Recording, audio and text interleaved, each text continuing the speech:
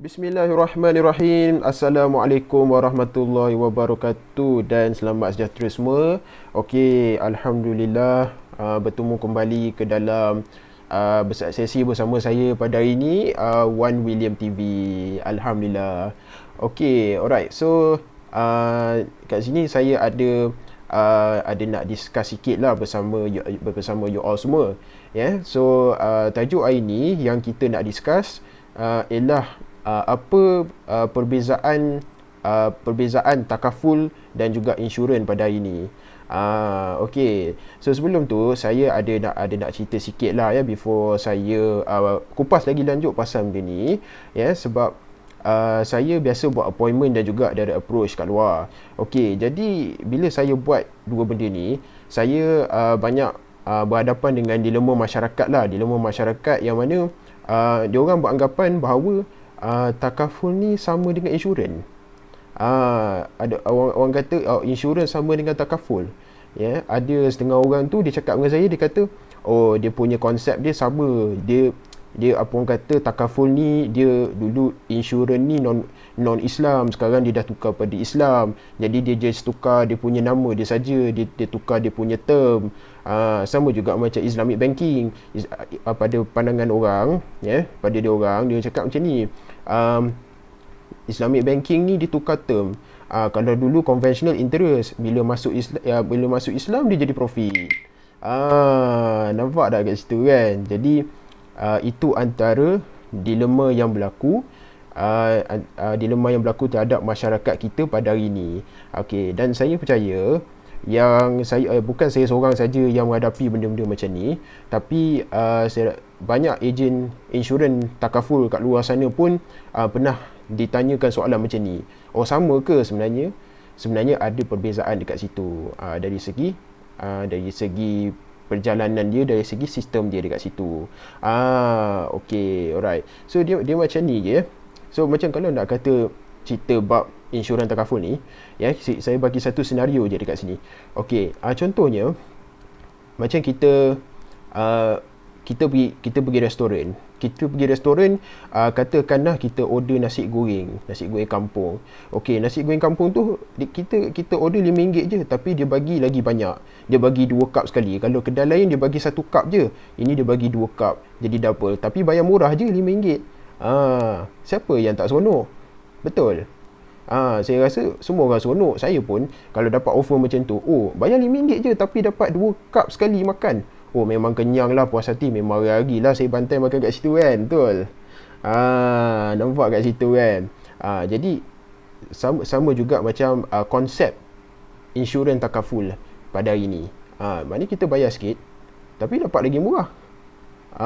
Kita bayar sikit tapi kita dapat manfaat lagi banyak, dan pampasan pun lagi tinggi. Siapa yang tak nak kan? Betul. Dia macam tu. Kalau kita pergi dekat company yang besar kan, kita biasa buat appointment dekat situ kan. Jadi bila kita pergi kat company besar kalau dia buat comparison ke apa, dia mesti nak insurans dia. Nak tahu kenapa? Sebab satu je, dia kata insurans ni jauh lagi murah daripada takaful. Dah lah staff yang cakap macam ni je. Dah lah staff aku ramai. Lepas tu kenapa aku nak kena bayar lebih, sedangkan ada yang lagi murah. Jadi orang pun pilih insurans, kita pun kempunan. Jadi saya faham dekat situ macam mana keadaan dia. Okey, tapi apa keadaan sekalipun, walau macam mana pun, kalau ada yang sedap ke, ada yang lebih menarik pun, yang macam mana pun, kita kena tetap ingat orang Islam, sebagai orang Islam kita wajib mencari yang halal. Walaupun benda tu tak kena, orang kata tak kena selera kita pun, kalau macam mahal sikit ke daripada tu, orang Islam sebagai Muslim tetap kena mengambil benda yang halal di sisi Islam. Okey, alright. So berbalik pada tadi. Alright, so kalau kita tengok kat sini, orang selalu tanya saya, so apa beza insurans dan takaful? Insurans versus takaful. Macam mana tu? Ada beza kan? Yes, of course ada beza. Okay, tapi sebelum saya nak kupas lagi lagi detail pasal perbezaan ni. Okay, so saya nak kita bersama fahamkan konsep antara insurans dan takaful ni. Okay, alright, konsep. Baik. So, konsep dia, kalau insurans, konsep dia pakai jual beli. Okay. Manakala kalau takaful dia ada akad. Nampak tak keindahan Islam tu macam mana? Setiap apa-apa Islam kalau nak buat pun mesti ada akad. Lagi-lagi dalam perniagaan. Dia bukan saja nikah. Nikah of course lah ada akad. Betul, of course. Saya pun tahu lah, memang tak, yang bujang-bujang ni tak sabar lagi nak nikah ni kan. Bukan akad nikah saja. Dalam perniagaan pun, dalam Islam perniagaan pun ada akad dia. Jadi maknanya itu yang membezakan antara insurans dan juga takaful. Kenapa insurans haram di sisi Islam? Okey, yang pertama ialah uncertainty ataupun ada unsur gharar. Okey, maksud dia dekat sini, bila ada unsur uncertainty, kita tidak tahu bila kita akan dapat manfaat tu, bila kita akan dapat barang tu. Okey, contohnya macam ni, kita pergi Lazada. Kita order barang, lepas tu kita dah bayar.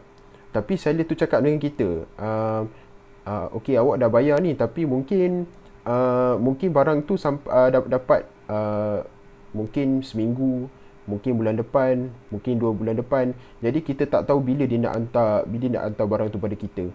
Sebab itulah dalam Islam insurans tak boleh, sebab ada unsur-unsur uncertainty. Kita tak tahu bila kita akan dapat manfaat tu. Okey.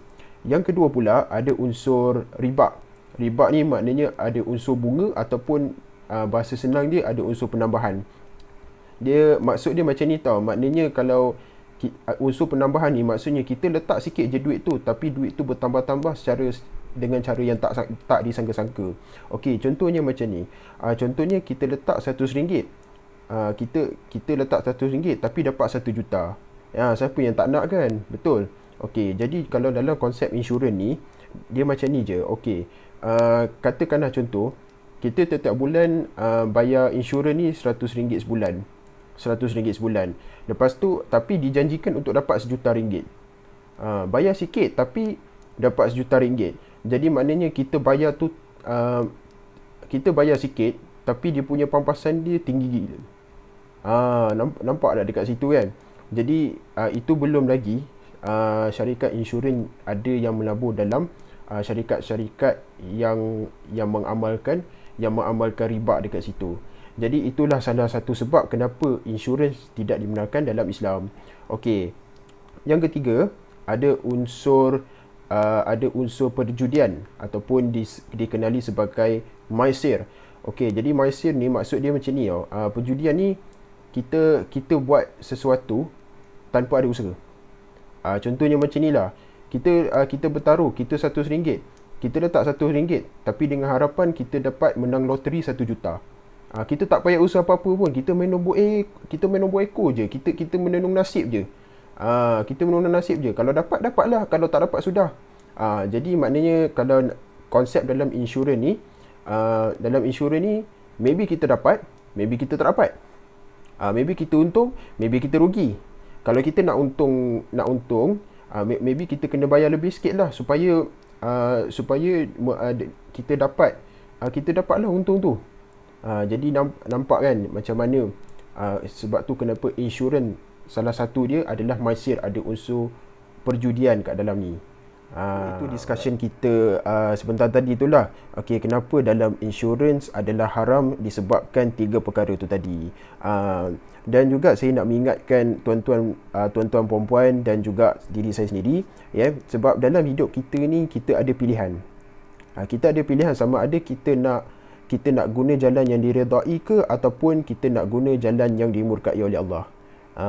Saya okey dekat sini, maksud saya dekat sini tau, analogi dia macam ni tau. Semua orang ada matlamat yang sama. Tapi apa caranya untuk nak dapatkan matlamat tu? Apa cara dia? Apa method dia? Itu persoalan dia. Dia macam contoh macam ni lah. Saya bagi contoh macam duit. Semua orang nak duit kan? Betul? Semua orang nak duit, saya pasti. Tapi apa yang membezakan kita ni melalui dengan cara dia. Sama ada cara tu dimurkai oleh Allah ataupun cara tu diredai oleh Allah. Kalau nak cara senang, kita boleh berjudi. Kita berjudi, kita pergilah main nombor ekor ke apa, kita letak RM1, lepas tu kita dapat 1 juta. Sama juga kita dapat duit. Tapi dengan cara yang apa? Cara tu berdosa dan dimurkai oleh Allah. Ataupun kita ambil jalan kedua, jalan tu lambat sikit, ya, susah sikit. Contoh kita berniaga lah. Kita berniaga kan apa semua. Kita berniaga ke apa kan. Lepas tu bila sampai satu masa kita dapat 1 juta. Allah bagi dekat kita. Maknanya dekat sini, walaupun kita susah-susah dulu pun, lama-lama kita jadi senang kan. Tapi dengan cara tu dunia pun kita dapat duit. Satu lagi ganjaran yang besar bagi orang berniaga ni sebab pahala dia besar. Sebab 9/10 daripada rezeki adalah perniagaan. So maknanya dekat sini, dengan cara itulah, cara itu diredai oleh Allah. Dunia pun kita dapat, akhirat pun kita dapat. Sistem takaful ni dah ada sejak zaman Nabi SAW sendiri pun. So nama sistem ni dipanggil akidah dulu. Maksud dia, zaman dulu, ya, kalau katalah salah seorang penduduk Madinah meninggal dunia, so penduduk keluarga ni akan pergi dekat keluarga dia, ya, ahli keluarga akan pergi dekat keluarga dia, ya, seluruh kampung tu dia akan kutip duit seorang-seorang. Untuk diberikan kepada keluarga si mati tu tadi. Nampak tak? Even dalam sirah Nabi pun, ya, sistem takaful ni pun dah ada sejak zaman Rasulullah SAW ni lagi. Yang dipanggil sistem akilah. Ya, dan kalau kita ikutkan orang-orang dulu lah, orang kita dulu kan, kat kampung-kampung, ya, orang panggil kairat kematian. Sebab konsep kairat kematian ni sama saja macam takaful. Tapi cuma zaman dulu, kalau kata ambil kairat kematian ni, dulu tak ada badan profesional yang nak menguruskan duit-duit ni. Jadi duit-duit ni terdedah kepada boleh jadi terdedah kepada penyelewengan dan sebagainya. Jadi sebab itulah Malaysia menubuhkan takaful ni, supaya bila kita sumbangkan duit kepada tabung takaful ni, diuruskan secara profesional dan mengikut prinsip syariah, ya. Okey, dan akhir sekali sebelum saya tamatkan saya punya sesi hari ni, ya, jadi apa-apa pun hidup kita ada pilihan. Ya, hidup kita ada pilihan. Kita boleh pilih sama ada kita nak pilih jalan yang diredai Allah ataupun jalan yang dimurkai Allah, ya. Walaupun kalau kita kata kita pilih, yalah, nak kata kita pilih insurans pun, ya, sama-sama kita sama-sama kita mengingati diri sendiri, ya, kita nak pilih insurans tak ada masalah. Mungkin kebaikan dia lagi banyak, manfaat dia lagi banyak. Tapi dengan cara tu kita dapat dunia lah, akhirat kita tak dapat. Ataupun kita boleh pilih takaful yang mana mungkin manfaat dia kurang sikit daripada insurans, ya, kita bayar mahal sikit, tapi dengan cara tu diredai oleh Allah Ta'ala. Maknanya dunia kita dapat, akhirat pun kita dapat, insya-Allah. Okey, so sekian saja saya punya sesi hari ini, ya. So nanti insya-Allah kita akan bertemu kembali ke dalam next video. Okey, so please if you like this video, if you enjoy this video, please like and subscribe. Dan saya akhiri dengan sekian, terima kasih. Wabillahi taufiq wal hidayah. Wassalamualaikum warahmatullahi wabarakatuh.